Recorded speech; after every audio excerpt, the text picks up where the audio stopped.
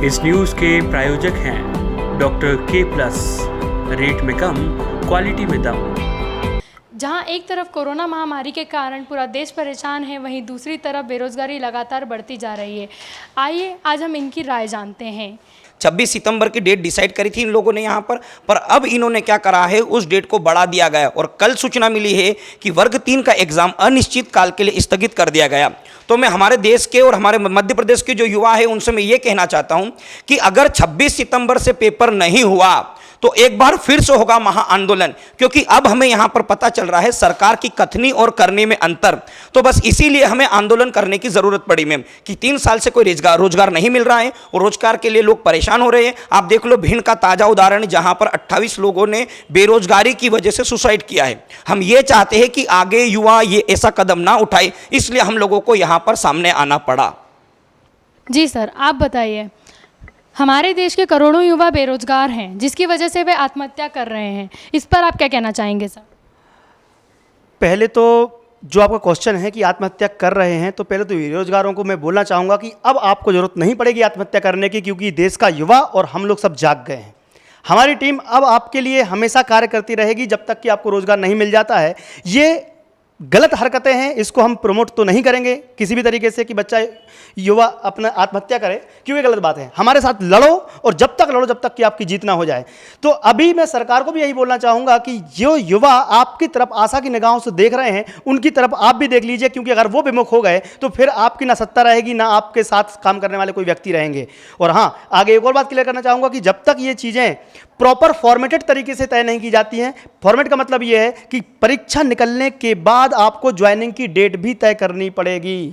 अगर आपने परीक्षा निकाली है आज, तो 6 महीने या 1 साल के अंदर जो भी आपका प्रोसेस है कंप्लीट किया जाए 6 महीने के अंदर और उसको ज्वाइनिंग दी जाए। ऐसा नहीं कि एग्जाम होती है कब और 2 साल तक ज्वाइनिंग का पता नहीं है। ये सारी चीज़ें हम रखना चाहते हैं अपने जो भी ये वीडियो देख रहा है उनके समक्ष, और उनको बात पता चलनी चाहिए कि अभी देश का युवा जाग चुका है, आत्महत्या नहीं होगी।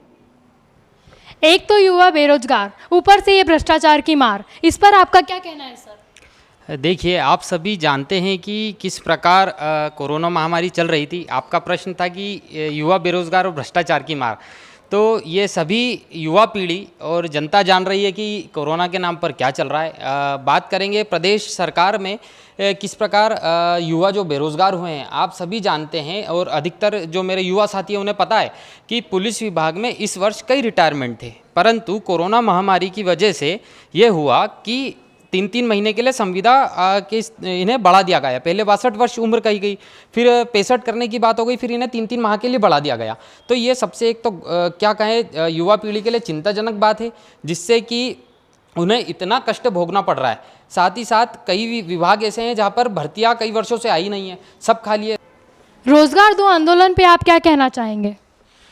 देखिए, सबसे पहले मैं इस वंदे भारत चैनल के माध्यम से मैं कहना चाहता हूं कि आप अपना कैमरा एक बार इस प्रदेश के मुखिया शिवराज सिंह चौहान तक ले जाइए और उनसे पूछिए कि ये जो नौजवान 3 साल से बेरोजगारी की मार झेल रहे हैं, जब अपना आवेदन लेके भोपाल की सड़कों पर जाते हैं और पुलिस का डंडा उन पर चलती है, क्या गलती हमारी? हम शांतिपूर्ण तरीके से जा रहे थे और वहां पर हमने प्रदर्शन कर रहे थे, लेकिन सरकार ने किस निर्दयी तरीके से हमारी बहनों पर लाठीचार्ज किया है, बहनों के ऊपर गंदी गालियां दी है। वहां पर इस तरीके से जो अन्याय हुआ है, इस पर उनका क्या राय है? वो चुप हो जाएंगे क्योंकि उनकी रोजगार की कोई नीति नहीं है, भाषण है।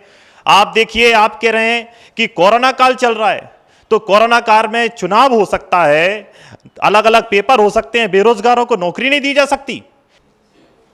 आप बताइए मैडम, आप सरकार से क्या अपील करना चाहेंगी? मैम, मैं हमारे माननीय मुख्यमंत्री जी से बोलना चाहूँगी कि एक तो आप बोलते हैं कि 1 करोड़ लोगों को आप रोज़गार देंगे, ये पीएम मोदी का बयान था, और देश में 9 साल बाद आप शिक्षकों की भर्ती निकाल रहे हैं। अभी तो चलिए पुलिस भर्ती नहीं आई, आरक्षक नहीं आई, जेल प्रहरी की सिर्फ 260 पद आपने निकाले हैं, लेकिन शिक्षकों की भर्ती 9 साल बाद आप एग्ज़ाम ले रहे हैं, 9 साल बाद आप शिक्षकों की भर्ती कर रहे हैं। आप अपने देश का, अपने मध्य प्रदेश का ढांचा तो देखिए। जब स्कूलों में शिक्षक ही अच्छे नहीं होंगे, अच्छे टैलेंटेड शिक्षक नहीं होंगे, तो देश के युवा पीढ़ी कैसे टैलेंटेड निकलेगी? आज हमारे साथ जुड़े थे मध्य प्रदेश युवा बेरोजगार संघ। मैं वंदे भारत न्यूज़ से कैमरामैन कमल किशोर के साथ प्रांजलि श्रीवास्तव।